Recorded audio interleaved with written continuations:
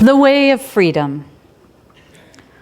How was it that people were freed to enjoy the happiness available to them?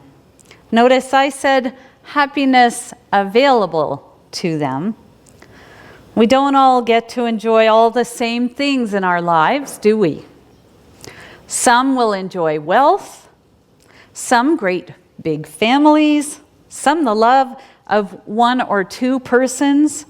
Some will enjoy one very close friend, while others the company of many friends. Some will enjoy good health. Others will enjoy the company of pets, dogs, cats, horses. Some will enjoy their dream home, and others the home that they call their own. Happiness depends, it would seem, on our perspective. Right? I think that was well illustrated. It depends on which lens we are looking through, doesn't it? The story the children helped me tell this morning, The Ragged Peddler, entices its characters to see things through a different lens. The peddler is decidedly ragged, and people ridicule him at the first. And then he helps them discover what was hidden, what was there all along, if only they could see it. Their blessings, shall we say, their happiness even, was hidden from their own eyes. They moped about not being able to see what was before them, beauty and life. As I picture their lives as they may have seen it, or seen them, it all seems washed over in a dull gray. And I do love the color gray, but not having my life awash with it. In our Isaiah reading, the prophet is inviting, or perhaps rebuking is the better word, its hearers of the time to change their attitude toward ritual fasting. He tells them to have a countenance that says, I am free to choose this fast as a time for spiritual growth. Then Isaiah raises the stakes even higher, as if the fast isn't enough. He wants them to give justice to the people who require it. And notice I said, require it. Isaiah is written in 3 parts, and this reading is from the 3rd part of the book. It is written after the Babylonian exiles return to Jerusalem. Its intent is to instruct and really impel them to live in the ways of their religion while their temple is still in ruins.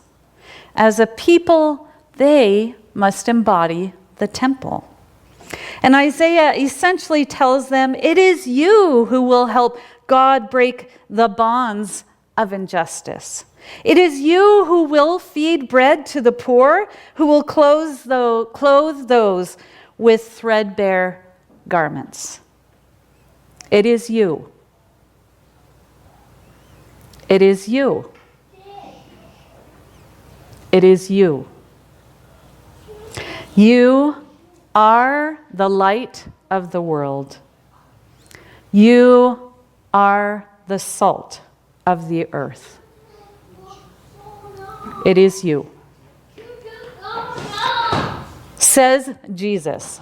Well, we have been searching through 1 Corinthians these last Sundays, you'll remember. Jesus has been left to languor in the other readings, which are Matthew's Beatitudes. This Sunday, I thought a look at this section of the Beatitudes could further our conversation on our Christian ethics, if you will. We can see how the Isaiah reading illuminates what Jesus declares this Sunday. Do you think that I have come to abolish, or do not think that I have come to abolish the law or the prophets? The message Jesus carries to us is the same as Isaiah's. You embody the church. in the way the Israelites embodied their religion without a physical building in which to worship God. The Beatitudes speak of attitudes of happiness even amidst hardship. Happy are people who feel hopelessness because the kingdom of heaven is theirs. Happy are people who grieve because they will be made glad. Happy are people who are humble because they will inherit the earth. Happy are people who are hungry and thirsty for righteousness because they will be fed until they are full. And then happy are those who seek justice for those who require it. Happy are people who show mercy because they will receive mercy. Happy are people who have pure hearts because they will see God.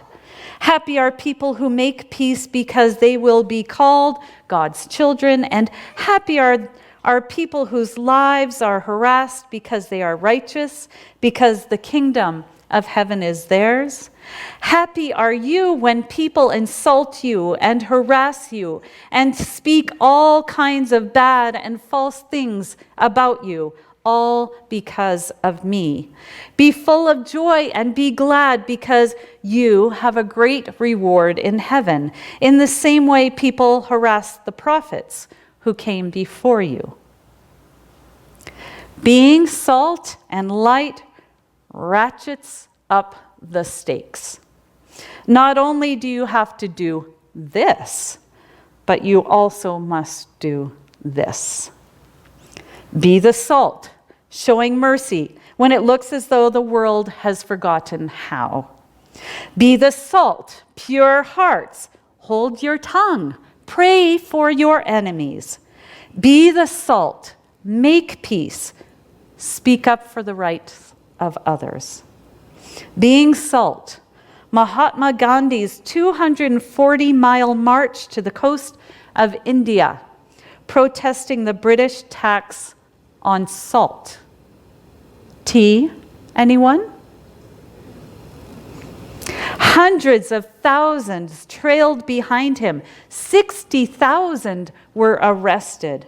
When Gandhi got to the shore, he made a little salt. His point being, it occurs quite naturally in God's good world, is so essential to life, and thus should not be a high control government monopoly. Sounds like grace, or compassion, or even justice.